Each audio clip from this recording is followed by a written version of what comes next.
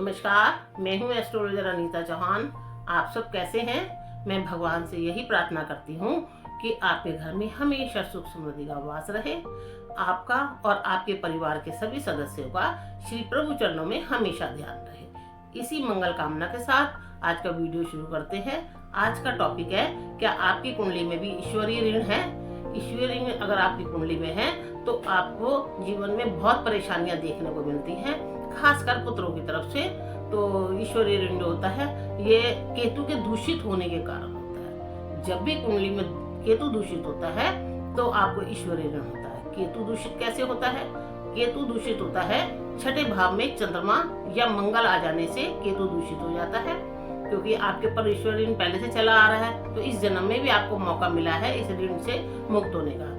अगर आपके छठे भाव में ये दोनों ग्रह आ गए हैं तो मुक्त होने का आपको मौका मिला है। तो इसके लिए आप उपाय करेंगे।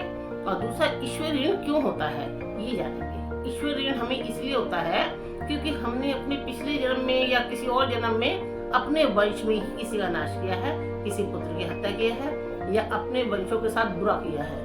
इसके कारण होता है। कबूतरों को मारा है हमने, इस कारण भी हमें ईश्वरीय ऋण हो जाता है। या किसी के साथ विश्वासघात किया है हमने, या किसी के मंगल कार्य में हमने बाधा डाली है। अक्सर देखा जाता है कोई किसी की शादी ब्याह में भी बाधा डाल देते हैं, या फिर कोई भागवत हो रही है, कहीं गीता हो रही है, कहीं रामायण हो रही है, कहीं सत्संग हो रहा है, तो उसमें भी वो बाधा डालते हैं।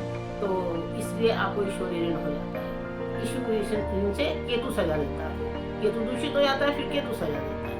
तो केतु पुत्रों के कारण भी सजा देता है कि पुत्र का ना होना, कि पुत्र नहीं हुआ, अगर हुआ तो वो गलत निकल जाना या विदेश चले जाना, फिर भी आपको पुत्र का सुख नहीं है। आपने पैदा तो किया और उसको पढ़ाया लिखाया बड़ा किया, सब कुछ किया, लेकिन आपको सुख नहीं मिला। पैसे के सुख से ये सुख अलग होता है।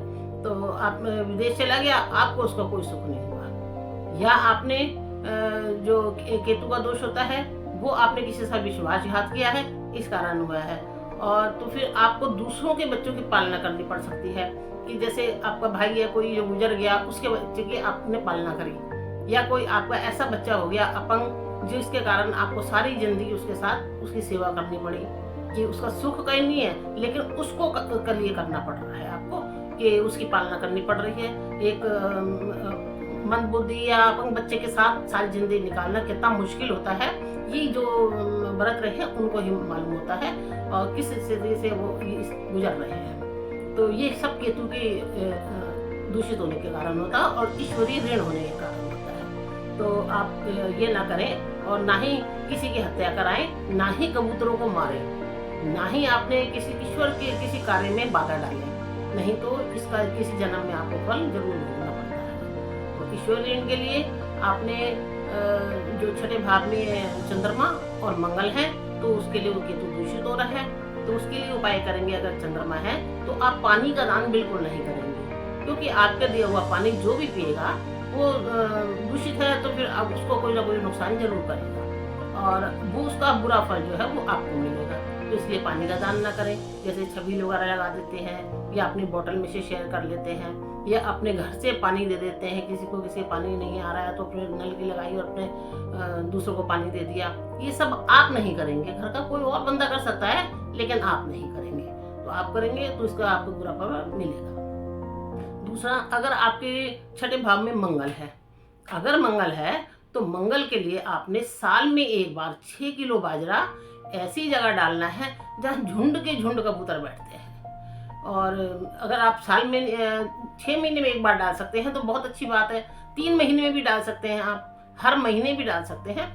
तो ये आप डाला करें तो उससे आपको ईश्वरीय ऋण से मुक्ति मिलती है और आपको ये जो स्थितियां हैं ये देखने को नहीं मिलती। तो आप ये ईश्वरीय ऋण का उपाय करें। और दूसरा, इस सावधानी रखें कि जो हमें पिछले जन्म का जो ये मिला है इससे हमें अपने पुत्रों का सुख नहीं होगा।